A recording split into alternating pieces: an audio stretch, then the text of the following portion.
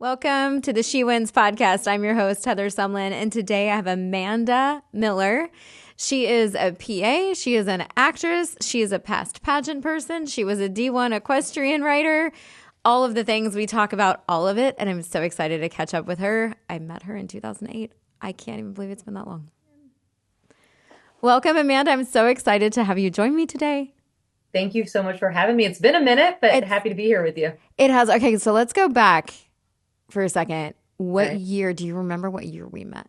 Look, you ready for this? Look what I Yeah. found on my bookshelf. Oh my God. Oh my gosh. You have the like original version. All right. So I found this was my performance analysis. Oh, hold on. My cell phone number's on there, but my original Ah. performance analysis. And I was going through and I was like, holy cow, like literally my original writings of how you taught me how to Oh break my everything down. gosh. I have it all. That's amazing. That said 2008.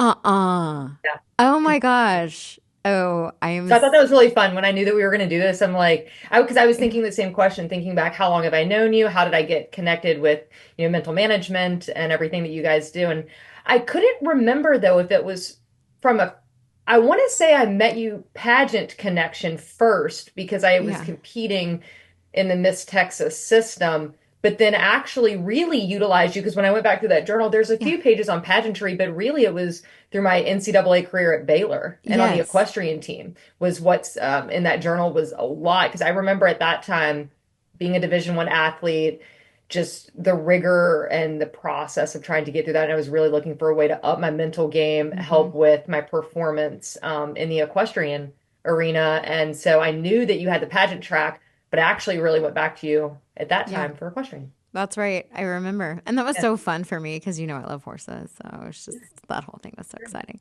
So tell everybody what you're up to now. Oh man, that's a loaded question. It's always the most interesting question. People are like, tell me what you do, tell me about yourself, because I'm a really multifaceted woman, and I'm really excited to celebrate that and celebrate that in women. I graduated from Baylor, then I went to PA school and became a physician assistant, and then the past 5, 6 years, I've been full blown actress. So it's definitely been up and down all over the place, but I tell people I'm an entrepreneur, a business owner as well, an actress, and then still a practicing PA. How do you do it all? I don't understand. How's there enough time in the day? A lot of coffee. Really, I should Is, have bought some but is stock that in a healthy? few different coffee shops. But I think it really just comes down to when you're doing what you love and what you care about, you just make it work and hmm you figure out a way to get it done. There isn't some crazy methodology to it, but when you love what you do, you just figure it out. Okay, so let's talk about PA Yeah. and like what are you doing Okay, cool. with medical? Yeah, I mean, I think one of the questions that you sent over was like a defining moment type hmm question, was a defining moment in your life. And that for me came about 5 or 6 years ago. I started out, just everybody graduating PA school, working in the hospital. I started in cardiothoracic surgery, loved it. I love hmm surgery. Transitioned to trauma surgery and have been practicing that for a while. That kind of intersects with the time when I was loving medicine but feeling not as fulfilled in hmm it, and had to make a decision whether I was going to unapologetically pursue my dreams to be an actress. That has always been there. Sometimes people are like, where did that come from? How did you want to be an actress? I took theater classes at Baylor when I was there in undergrad. I just didn't believe enough in myself to hmm actually give it a go. And people are like, oh, but you believed enough in yourself to do trauma surgery and cardiothoracic surgery. It's wild. The academic realm I felt very comfortable in. But being an actress, I wanted to do it, but I didn't have enough self-belief, so I didn't do it. To circle back to where we are now, I got to a point where I said, something's got to change. I miss this. I want to do this. Had an incredible opportunity in a very small, almost like background role with Apple TV on a show. And I remember being on set that day. And I mean, I'm like the lowest of the low of the actors on set, right? Like I'm just there to do whatever they need me to do, pretty background-esque, and a little bit of a feature role. And I got in my car after 16 hours on set and I just started sobbing, sobbing, sobbing, sobbing. And you would have thought like somebody died or something happened. No, it was the tears of just like overwhelming happiness when you've never felt so good and so grateful and thankful. And I thought, if this is how I feel after getting my butt kicked, standing on my feet for 16 straight hours, you know, being the lowest of the low, I said, how would I feel if I actually gave this a shot and then did it? I just love the environment so much. And that to me, that sitting in my car, I think we've all do. I'm sure you've probably done this too. You're like really exhausted at the end of the day and you just sit in your car, but you're in the driveway, you're home, but you don't Yeah. actually But you go don't get inside out. just yet. Yeah. Yeah. Yeah. I'm not That done that processing what has happened. Yes. so that's what I was. I was just sitting in my driveway and I was just sobbing. I just thought, if this is this good, we've got to give it a shot. So that was kind of the defining moment transition Hmm. period for me. Um, but as we all know, the entertainment industry doesn't come at will. It's a really challenging one to work in. And so being a PA was the perfect job to be able to pursue that career unapologetically, but still provide for myself Hmm. financially, have some stability. And I still love medicine. I love taking care of people. And I didn't want to lose all that training and knowledge. So everything happens for a reason. I'm a big believer in timing is everything. And had I not been a PA first, I don't know if I would be able to pursue my acting and entertainment dreams and goals as Hmm. unapologetically as I can now. So yeah, so I still practice as a PA. So I'm PA half the time, and then when I'm not PA Miller, then I'm on one of your TV screens on Hulu, Amazon Prime, Apple TV. Yeah. Okay, so what show are you on right now? So I just wrapped a movie that the movie premiere that I did in New York City was with Tyler Perry's Duplicity. Hmm. Um, It's interesting. We filmed that quite a while ago and it just now came out. So I laugh because my hair is shorter and that I kind of look, you age a little bit by time some of these movies come out. And it's always a gamble too when Hmm. you watch because you never know what they're going to cut. You could be on Right. set for, a significant amount of time, a week or more, and then you have no idea what they're going to put in the actual film at the end. But I was really happy. A decent scene of mine is in there. I'm on a daytime soap opera right now called Beyond the Gates. Very It's nice. CBS's first soap opera in 25 years, and that's been a lot of fun to film as well. Oh, cool. So where do you see yourself going? Oh my gosh. Right now I'm kind of trying to figure out um, roles which interest me. I think taking on really intellectual characters and characters that have some deep storytelling, I'm able to tie in my real world experiences Hmm. in the hospital and in practicing medicine and just life. I mean, the life experiences that I've had tend to lend well to storytelling. So I'd like to really start working towards some larger roles, some featured roles in films. So tell me, okay, I ask everybody how they define winning. So what's your definition? Look, I don't like that question. And here's the reason I don't like it. I don't like how do you define winning? Because to me, I mean, this might be like people might not like this, but like winning is winning. Winning is Hmm. being number one. Winning is being the top. Winning is it just is what it is, right? Like Hmm. you win or lose in a basketball game, you win or lose in a baseball, game. Hmm. But that winning is so variable. Hmm. One day you can win your baseball game on Monday and then you can lose that game on Tuesday. And so that's why the term winning and the concept of winning to me isn't deep enough to the Hmm. journey and the path that we all take through life. Maybe defining success Hmm. is something that's more tangible to me. But again, it's success is so different for everyone. It's so personal. What I define as success, and success for me is not what you might, but I know for me, I define it as continual personal and professional development. Hmm. For me, Absolutely. that's how I define it because I love to learn, I love to grow, I love to meet people, take from experiences, and continue to make myself a better person. So I don't really Mhm. define winning per se because it just is what it is. You either won or you lost, in my opinion. You either won the crown or you didn't, and that's okay. It's okay. Um, I guess what I would tell some of your viewers is it's okay for winning to be just that. Like it doesn't Hmm. have to be any more or less. It can be like, yeah, I competed and I didn't win. That's okay. Like more of us competed and lost than actually won. And it's okay to sit in that moment and be okay with competition and winning, having a black or white outcome. I think it depends on how we want to look at it. So I get where you're going, and I agree. Like, obviously, the one that wins is the one who walks away with the title, the job, the whatever it might be. They obviously won. I don't know that I like the idea of, wow, you either win or you lose, because I feel like then losing is an option. And I'm like, we're gonna learn something. Like you're gonna become Yeah. So something. for me, a Yeah. success is like constantly learning, right? Like Uh-huh. take, I mean, I've lost in a competition way more times than I've ever won. Hmm. Same as acting, right? Um, I've auditioned and tried out for many more roles than I've actually booked and Right. then done. And so for me, it's the constant evolution of learning. As long Hmm. as you're taking something from that experience and learning and growing and using that towards something, I think is really where like the meat and potatoes of like the life's progress, and Exactly. journey is. And I learned a lot of that with you, Hmm. and the mental management systems when I had to come back. I came back from an injury, I know, in equestrian. I'm in the big dog league of NCAA Division One sports. I'm riding an animal which I may or may not have control over in Hmm. equestrian, and I don't know them.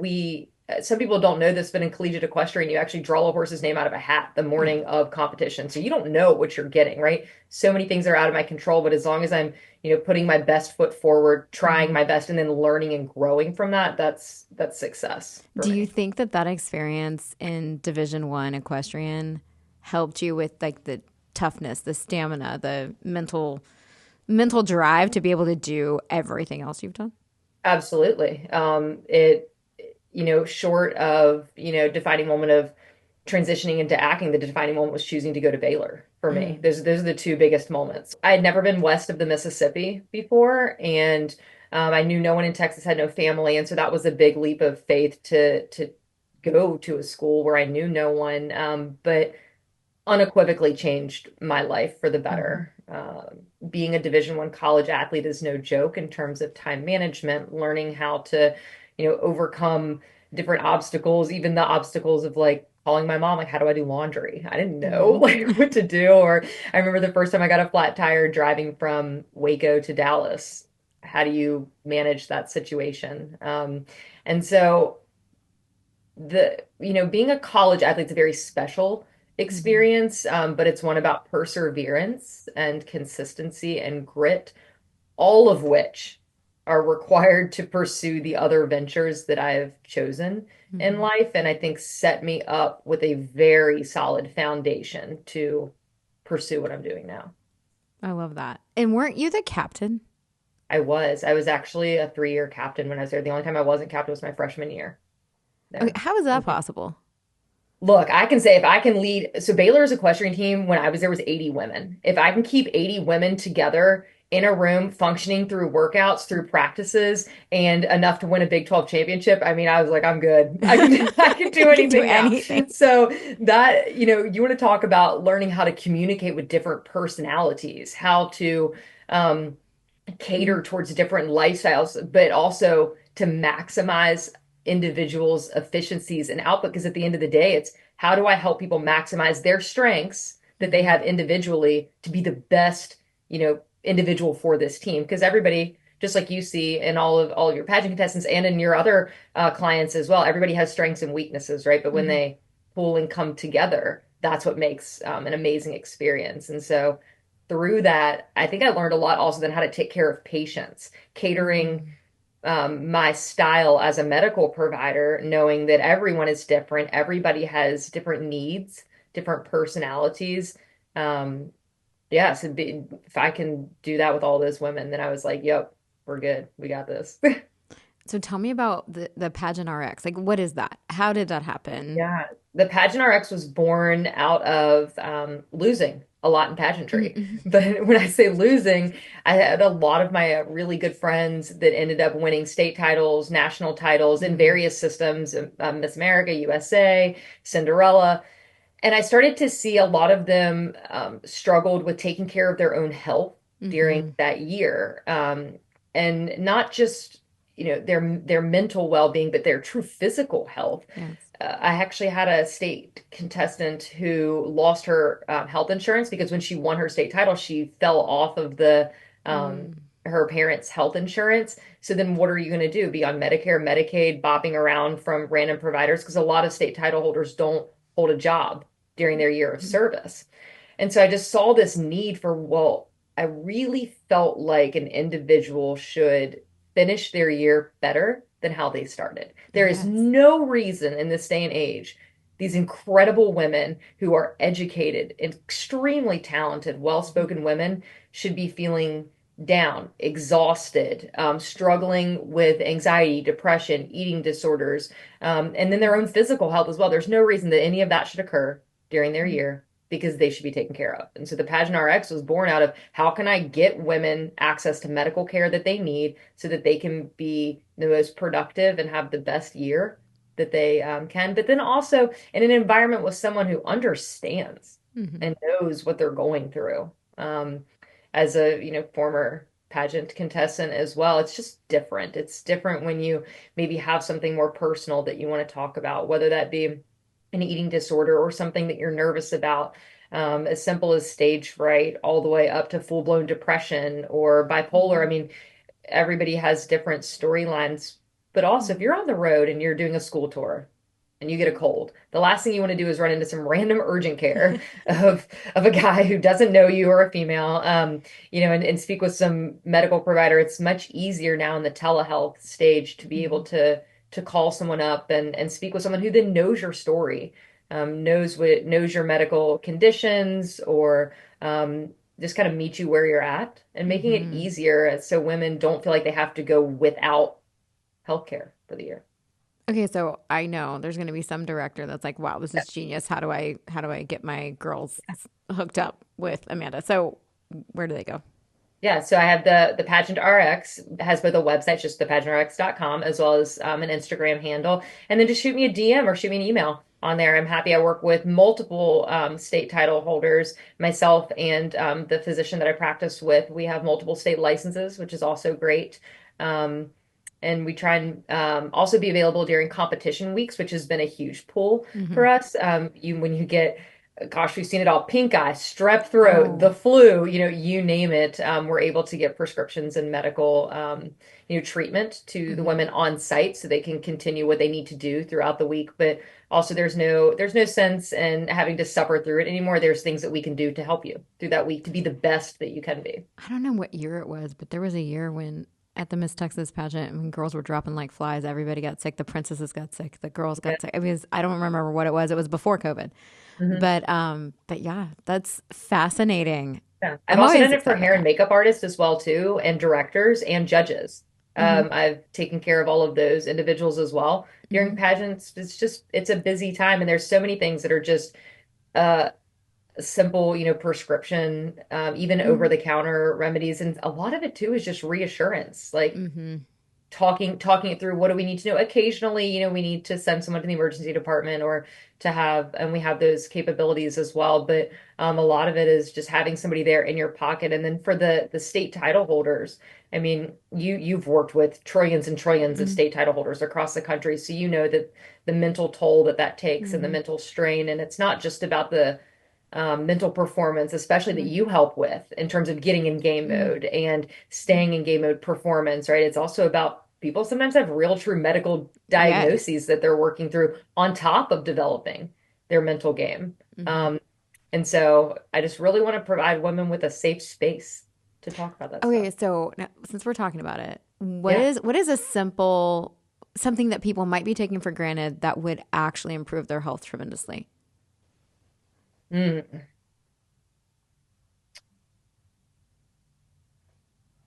So there's a lot of junk vitamins out there. And I think actually really knowing what you're putting into your body versus what is waste.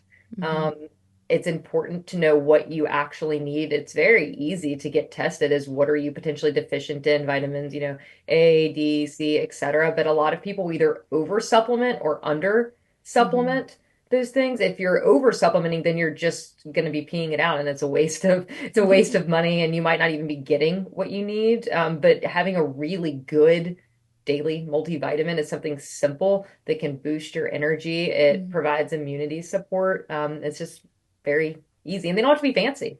I often have picked out ones at like the Kroger or Yeah. the local supermarket that women can get. But I think either people over supplement or under supplement. What about sleep? How important is that? uh, like one of the most important. And it's one that I've actually had to work a lot on. I mean, I used to be like, oh, I'm like my dad. I can have 5 hours of sleep and everything's gonna be fine. Like, look, yeah, maybe when I was like 18. But the reality of it is, as I've gotten older, I really protect that time. It's when I'm like, all right, I need to get X amount of hours. The catch up game, I think people start to fall into a lot where, oh, I'm gonna pull an all-nighter tonight, or I'm gonna stay up and do whatever. And then 2 days later from now, when I have the weekend, I'm gonna catch up. It doesn't work like Mm-mm. that. Sleep that does not provide adequate rest for your brain, for processing, for performance. It does not help with oxygenation of your tissues, which is vital. So accurate daily sleep and appropriate sleep. I call it sleep hygiene in my Mm-hmm. practice, just a really fancy word for what are some things that you can do Yeah. to get great sleep. And a lot of that is decreasing the screen time, setting up Mm-hmm. an environment that's appropriate for you, whether that's blackout curtains or if you need Mm-hmm. a sound machine to help block out some noise, especially, people that are living in apartments or busy areas, a comfortable bed, the right pillow. It's all things Oh, that yeah. aren't medication related, but it's just sleep hygiene in general. So, what's some advice that you've been given that's made the biggest impact on you? I wouldn't, it's not really necessarily what I've been given, but a little mantra that I've told myself Mm-hmm. through everything is figure outable. Mm-hmm. I love that. Everything is figure outable. And especially as I'm trying to merge two very different careers, one of practicing medicine and the other of being an actress, I have to know that what I'm doing is not conventional. There Yeah. is no blueprint or roadmap. There is no one that I can Google and say, oh, well, she did it like da da da da da. It's just me making it up half the time that I'm going along and trying to piece it together and knowing that everything is figure outable. When I hit a stumbling block or a perceived bump in the road, it calms me. It Mm-hmm. gives me a lot of peace to know that I don't have to know the answer right now, but I can work to figure out a solution. There are solutions to everything. It might not be the easiest. It might not be one that I want to do. It might be definitely the road less traveled, but we'll figure it out. I love it. And I hope you figure it out on the big screen with a major role and maybe like, I don't know, an Oscar. And I mean, that'd be so cool. I mean, I mean, it would honestly, it would be a dream. Just to honestly, I feel like I'm living a dream right now, even just with the ability to be able to pursue it mm-hmm. in the way that I am. It just feels so good being authentically myself. And even if that's messy Mm-hmm. to other people and confusing and like, what in the That's, world is she doing now? I hear that a lot, but I'm just soaking up life and very grateful for all the opportunities. we think that's a huge one right there is just having that attitude of gratitude that wherever you are, you're grateful to be there. You're Oh yeah. excited for whatever's going to happen. And you recognize you only live once. You might as well live it the way you want to. In both of those, I felt a lot. Gratitude it was kind of like my word of the year for Mm-hmm. me. I kind of pick a word every year, and that gratitude was definitely that. And time is a really personal topic to me. And I say Mm-hmm. that because during COVID, I took care of patients who I had Mm-hmm. to, pronounce some of them dead via an iPad with their family members, or to really work through challenging times. And I saw time as a commodity. And that was a huge push for me to go and unapologetically pursue what I'm doing now because you can't make any more of it and you can't get it back Mm-hmm. um, when it's gone. And so seeing people struggle in that capacity, especially through COVID, but also through medicine, I see that when I'm not doing telemedicine, when I practice actually in the hospital, I do trauma surgery. Um, and so that's a realm where people don't really expect to be in. So you Mm-hmm. really start to learn to appreciate time and value that. But yeah, gratitude's a big one for me. I was just on set in Atlanta last week. And the part that I was in got significantly cut down. And at first, of course, you're really bummed out. You're like, well, I was going to have all these pages of script. And I just kind of turned it around. What can I learn from today? I'm Yeah. on set. I'm here. What can I learn from this experience and be grateful that I'm even here because there's about 6,000 other women Mm-hmm. who auditioned for this role who didn't even get a chance to be on set today. Mm-hmm. And I really want to carry that through because if I pin my success or my winnings, as we've talked about, off of how many bookings versus not, then I'm constantly telling myself I'm a failure. So I can't do that. It's about approaching it with gratitude. I love that. I love Yeah, that. Be grateful for where you are. Try to learn what you can and get plenty of sleep. yeah, try to. Try Thank to. you so I'm a much. work in progress as well, just like everybody else. Oh my gosh. Thank you so much for your time. If someone wants to follow you personally, what's your personal? Sure. Both TikTok and Instagram are official Amanda Miller. Awesome. Love it. Thanks, Amanda. Thanks. Appreciate it.